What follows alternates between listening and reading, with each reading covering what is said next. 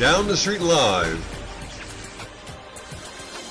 Meeting interesting people throughout America and beyond.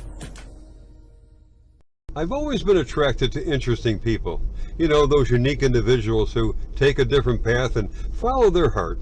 Well, today I'm going to be meeting with an extraordinarily talented, caring, and sensitive woman who is an accomplished lyricist, composer, musician, artist, organic enthusiast, and most importantly, a passionate defender of people who wears her heart on her sleeve. So come along with me as I go down the street live. Down the Street Live. Produced by KN Lifestyle TV Productions. Exclusively for Step North Digital TV. Television like never before. I'm here in Pine Island, Florida, which is next to Matlacha, and if you folks don't know where that is, it's a slice of heaven.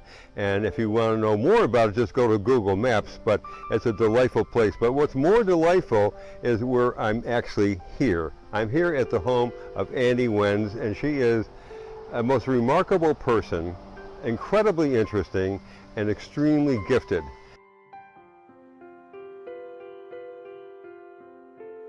You're a lyricist, you're a songwriter, you are an accomplished musician of various types of instruments. I'm not sure exactly how many, but I know you are.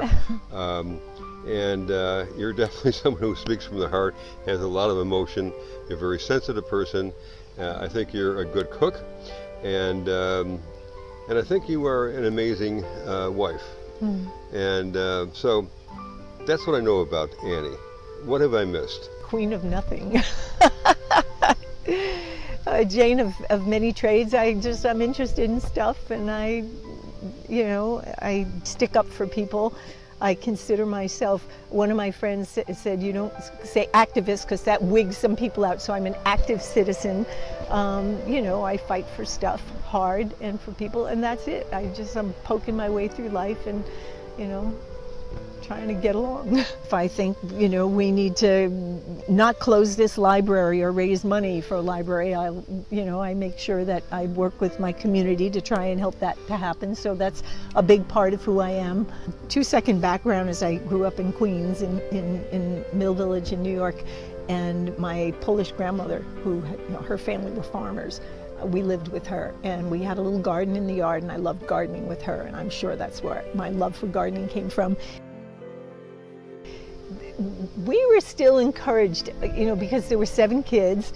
I remember, we didn't have all the money in the world, and we would go to Forest Park and pick bouquets of leaves and, go sledding by the parkway, and my grandmother baked, and we had family around, and so certain things were valued, and, and I was respected for who I was. It wasn't always easy. There were certain things that I was the first in the family to do.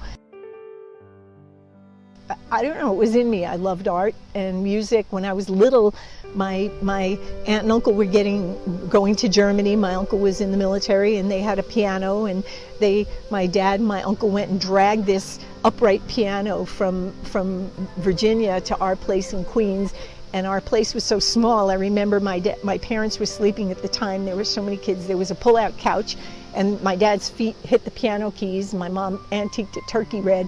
But for when we could afford it, I took piano lessons when I was 5. And then when it was expensive, I continued poking on my own. But I cried the first time my cousins came and played Heart and Soul.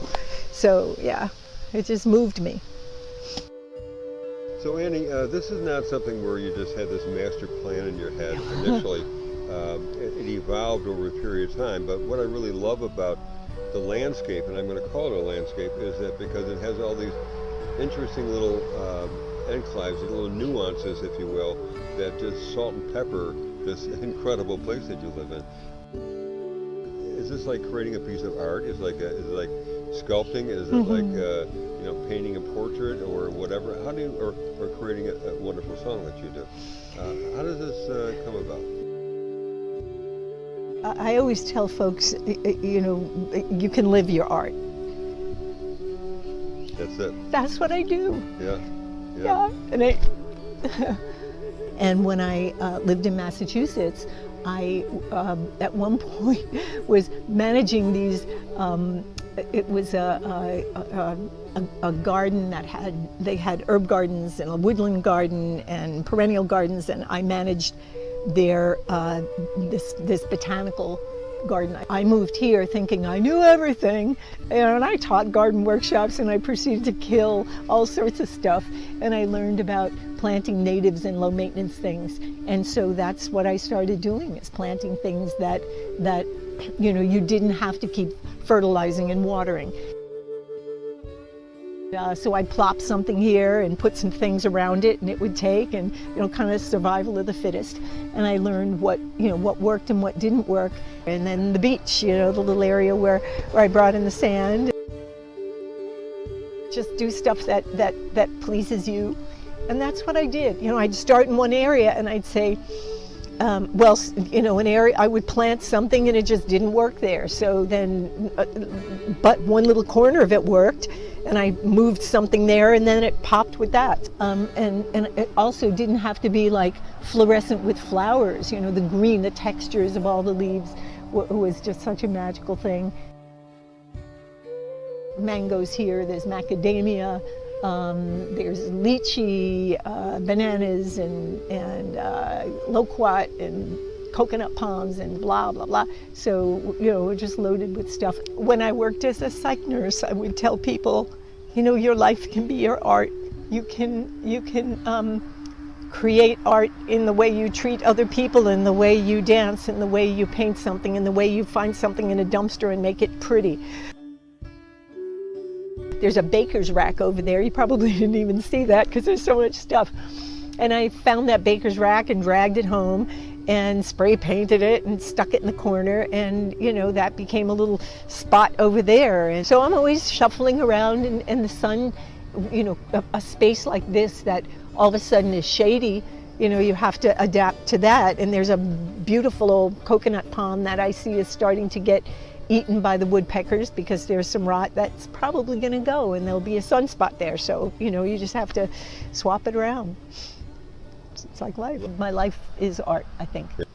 So very often I wake up before sunrise, and I sit out here on the dock, and I play for the sunrise, and I do like a Facebook Live, so my friends around the country can be there with me, so to speak, while we greet the day. How would you identify your music? Previous recordings had a little bit more multicultural influence. It was harder being married to a band, and my band was folks from around the world. So at one point I was told to label it, and I called it ethno-acoustic jazz. Just because I was trying to pull something together. And what is this now, Annie? This is a native North American flute, and this amazing artist named Ray Wood makes them. This is a piece of western red cedar from land I have in Maine, and this is a drone flute, like a bagpipe. It's got a stationary note and moving notes on the other side. This is my most special flute. My most recent recordings get played on, like on Sirius XM, on Americana Roots radio. So singer-songwriters like me get played there. So I bought these at a booth at a music festival in Kerrville, Texas. The Kerrville Folk Festival had a vendor who was selling this in kind of these multicultural instrument booth. And I started using them to keep the groove when I play percussion or my flutes, or when I play something percussive. I have a couple of instrumental albums, so like instrumental piano and native flute, and I play percussion, ambient percussion. So I would say you go by where your music gets played, and it gets played, different types of my music get played in different compartments. And this woman came up from Chiapas, Mexico, and she was, where did you get those? And evidently the butterflies that leave these cocoons behind come from only Chiapas or somewhere in Botswana. What's your favorite? all of them.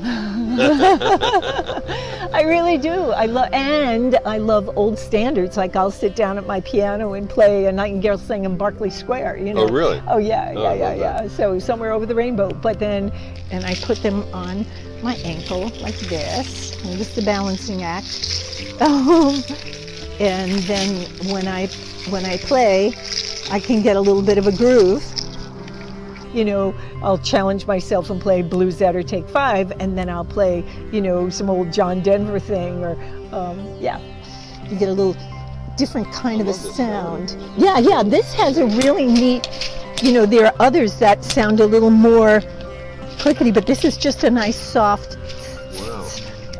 And then I had a love, I heard Baba Alatunji, the godfather of percussion, African percussion, and I then decided I wanted to also play percussion. Play a drum called a cajon, which is like a box that I kick to get my bass sound. I play brushes on it, and then this. So I'm getting this whole simulated drum kit sound. And there you have it. Love it.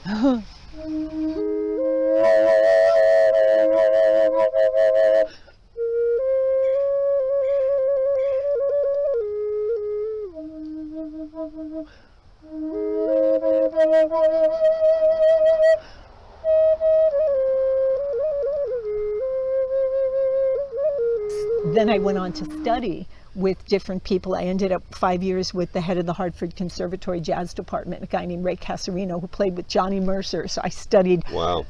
like, seriously with Ray for 5 years.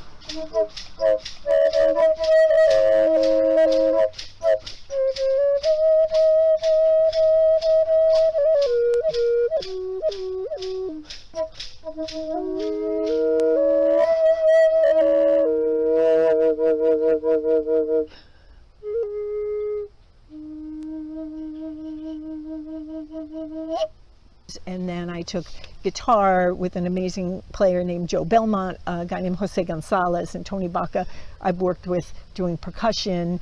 And so I don't know it all. There are so many people you can learn from. When I'm writing a story song, the lyrics typically come first, sometimes with the guitar, but there have been songs where I just was working a groove, a bass line on my guitar and went, whoa, this is funky, and then wrote to that. The songs that I love are the ones that really speak from the heart, and they can really feel the emotion, if you will, through the lyrics. So this is something that I wrote for the Braver Angels project. They changed from Better Angels to Braver Angels, and my friend Steve Seskin and Peter Yarrow of Peter, Paul and Mary are all part of this project, trying to get people to get along wherever, no matter what their political background. And then I also taught at what's called the Song School, which is probably, you know, there are two premier song schools in the country. One is at Rocky Mountain Folks, put on by the Telluride folks, and the other is the Kerrville, put on by the Kerrville Folks Festival people. And I taught at Rocky Mountain Folks for many years. So I wrote this song with that theme in mind. And I wrote it, there was a lot of sentiment from my trip to Pakistan, but just us as Americans. And when you're not teaching, you go around and you listen to the other brilliant instructors who are some of the best songwriters in the country. And then at Kerrville, it's the people that that I teach the teen camp with. So I've been around these amazing writers, and you can't help but say, I can do that better, I can do that better. When the walls crumble down and the fires torch the hills and the tornado sprung and the floodgates just spilled. You know, a song, very few songs just ooze out. You need to craft and edit, and so that's a big part. No one noticed our hats with some red and some blue. We held up all who reached out, 'cause that's what angels do. What actually comes first, Annie? Is it the lyrics comes first? Do you have a tune in your head that comes first? Is it a combination of things? Do you hear something in the wind that inspires you? Where does that come from? When I teach native flute playing, I teach people to listen to what you hear in the canyon. Beneath the crescent moon flag, thousands lost in that quake. We were warned, please don't go, such a dangerous place. We all bowed and we prayed. We all cried and we grieved. No one there stopped to ask what the other believed. This is it's an amazing time for independent songwriters with brilliant lyrics. I mean, if you listen, there have been through the ages, you don't hear as much in top 40 music, but in singer-songwriter, independent music world, there are so many brilliant lyricists. Unquestioning, we spread our wings, we love and gather pieces. We close our eyes and reach without even asking. In the end, we're only... One of the things I teach is writing story songs. And I tell you tell me a story, the most descriptive, exciting story you can tell, and tune into your five senses, and I write down your amazing story. Well, then some beginning songwriter, you'll turn around and go, oh, the air, it moved me, it made me whole, it filled my soul. And I said, what about all the cool stuff you just described here? Take this, and I hand it back to you, and your assignment is to write a song with all that cool stuff. Fragile hearts and hopes in the end. We're all braver angels than we know. In the end, we're all braver angels than we know.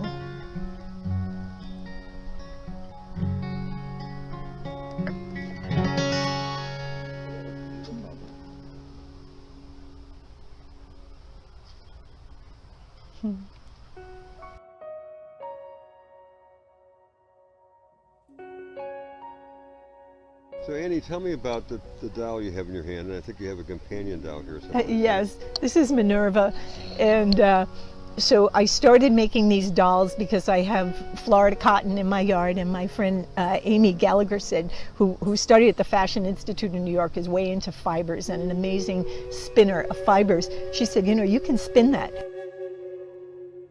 So she gave me a hand spindle and showed me how to spin the cotton. I said, if I make one hat, I'm done. And so then the one hat led to making a hat and a purse.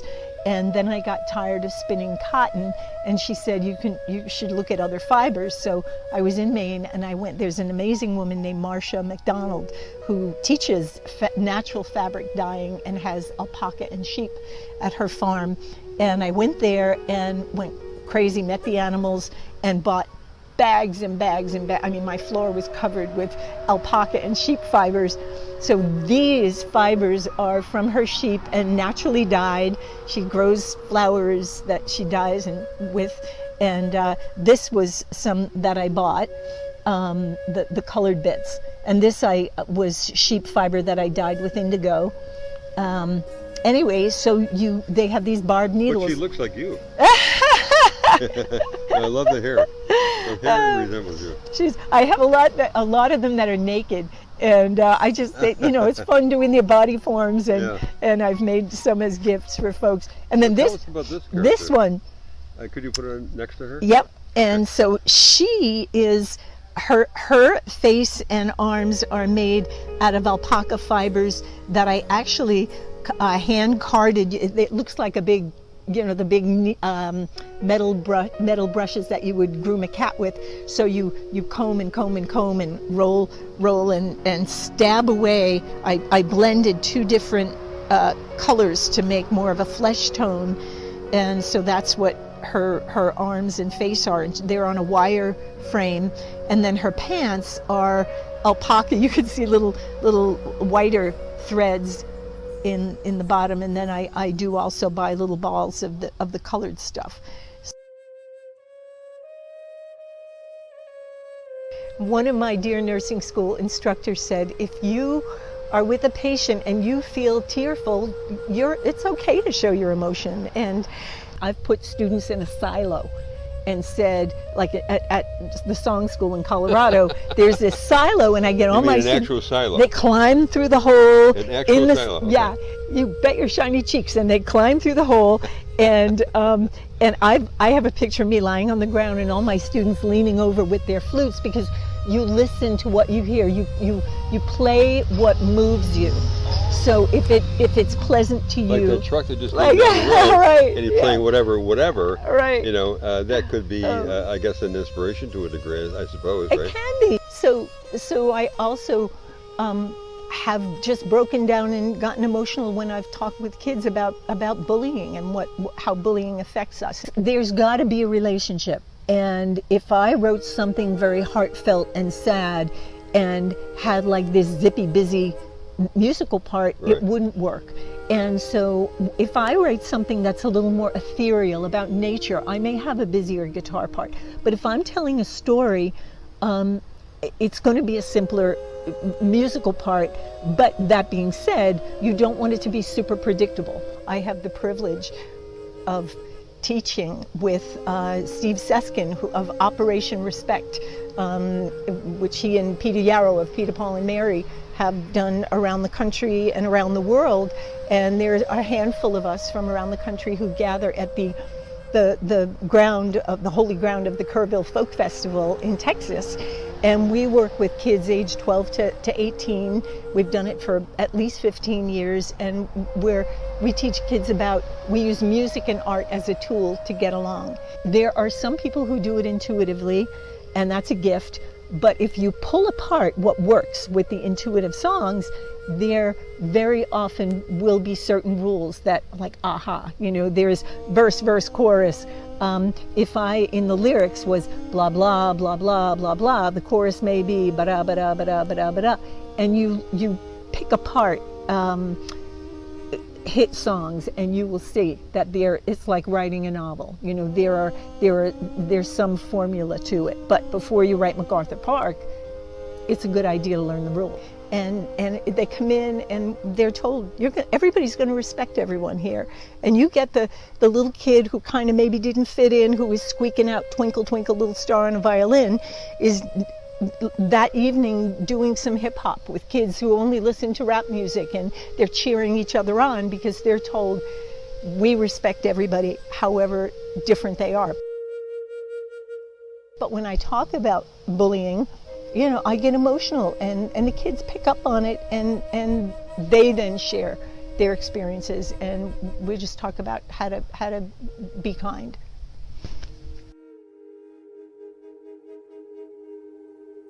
I don't know if you have an agent or mine, or if you book your own shows or whatever it might be, but and you play the same type of music when you go from one point to another point, and so on and so forth. I'm guessing it's always a sort of a mixed bag, if you will. Talk to us about being on the road as a composer and as a songwriter. Oh wow! So yes, sometimes I've had agents and sometimes I've booked my own. It's a blend. It's not easy living in a car driving around. Some people love it. Some of my friends love it. When the clinic where I work changed, and they decided they now wanted me as a nurse to either be in-house 5 days a week, 40 hours a week, or leave, I said, it's time for me to leave. And at that point, my music had gotten busier. And I also had been a member of the New England Foundation for the Arts. I was accepted as one of the artists. So I started writing grants. This community is amazing. Social media is a blessing and a curse that way. It's a way for us to stay together. I mean, I can post on social media, oh my God, I got asked to do this radio show in Chicago, and within 5 minutes somebody says, hey, can you come and do my house concert series? So that's when I traveled around the world.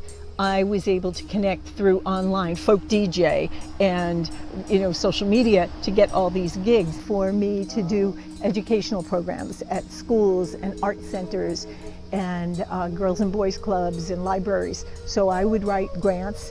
For example, when I was in Pakistan, Mr. Sumro said, do you want to play in the food court? I thought, I'm picturing the food court in a mall. And we ended up in Lahore, which is like the Times Square of Pakistan, and there were this amazing quartet. And I didn't speak Urdu, they didn't speak English. I had my ankle rattles and my native flutes. I showed him the key, showed him the groove, we communicated, and magic happened. It was one of the most powerful experiences I've ever had. Wow. Yeah. And the arts lottery money in Massachusetts, each town had a pool to give out to artists like me. So one year I think I got 28 grants just going around, but what that meant was instead of me earning my living driving half-hour away to my clinic, I would have to drive to Boston or drive to Hartford or drive. So it's a lot more difficult to put a financial nut together when you're doing that. There are so many misunderstandings about that part of the world, and to be up there with these musicians, and we played together, and magic happened. And it was like the half of the cabinet from the country were at banquet halls, and they met us with roses and dancing horses and all this stuff. And we had to come on an armored train car, and God. Yeah. And anyway, after playing with these amazing musicians, and magic happened as I walked off the stage. They're all pounding their hearts, and wow. That was incredible. I worked as nursing supervisor for a psychiatric crisis facility in Western Massachusetts, and my woman who became my dear friend, Dr. Batul Kazim, she's now a prison psychiatrist. Anyway, Batul worked with University of Massachusetts and also was adjunct faculty for, I believe it was Harvard. And the other was this amazing place in between, it's called Opus 41 in New York. Do you know Opus 41? Yeah, Yeah, sure. so I played with, when I had the band of multicultural folks, Tony Vaca, who's an amazing percussionist, Masamba Job, who's the best talking drum player in Senegal, and Eugenio Huanca, who is an Andean instrumentalist. We played on top of one of the sculptures. They dropped boards, we walked over and we played. Oh, wow. Yeah. That's amazing. And she was at a symposium on women's rights, speaking with a man who was the Senate chair of Pakistan, or acting president when Musharraf was out of the country, and he was talking about what they're doing for women's rights over there. As I said, I do youth programs, anti-bullying programs, so that's one of the big things, that the most important work I think I do in my world. They just had a horrific earthquake at the same time that Katrina happened, and 98,000 people died, and half of them were children in schools. And she asked Mr. Sumero if they were doing anything to help the teachers and the families. And he said, no, we don't have anyone who can do that. So she called me up and said, you're coming with me to Pakistan. I went, Batul went, another doctor who's a cardiologist in Boston went, and Larry, my husband Larry, and we went and met up with a doctor over there, and nobody asked about anybody's religion or politics. And I wrote a song about that. And we went to a refugee camp, a tent school that was founded by an 18-year-old who survived only because friends pulled her by the hair out of the rubble, and 23 members of her family had died, and these were all children who'd lost everyone in their family, and it was a tent school, and we sang songs to them, and I played my flute, and one of the songs we sang reminded them of a song, and they got up and they sang, "We will always love you, you will always be our friend." It was like, we had to do therapy with each other after we left, the team of us. And so anyway, we were diplomatic guests there, and we spoke to half the Senate and met with all the people who are working on human rights there. And that does happen, people don't know what goes on in those countries unless you're there with your own 2 feet.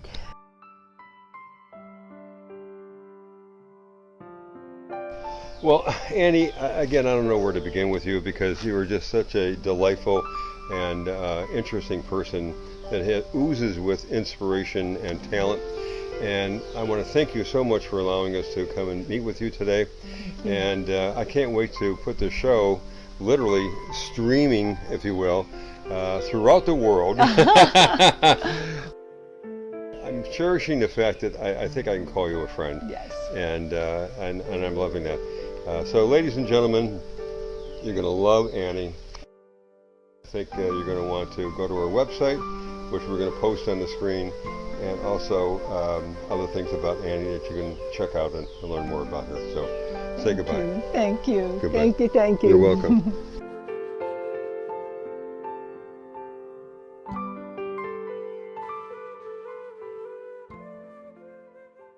You're not seeing me when I'm being a wine bag. Down the Street Live, I'm going to be meeting with Robert M. Maycomer. He's an award-winning Pine Island, Florida maritime author, internationally recognized lecturer and historian, and he's best known for his honor series novels that follow the life and times of fictional naval officer Peter Wake. So come along with me as I go down the street live. Down the Street Live, meeting interesting people throughout America and beyond.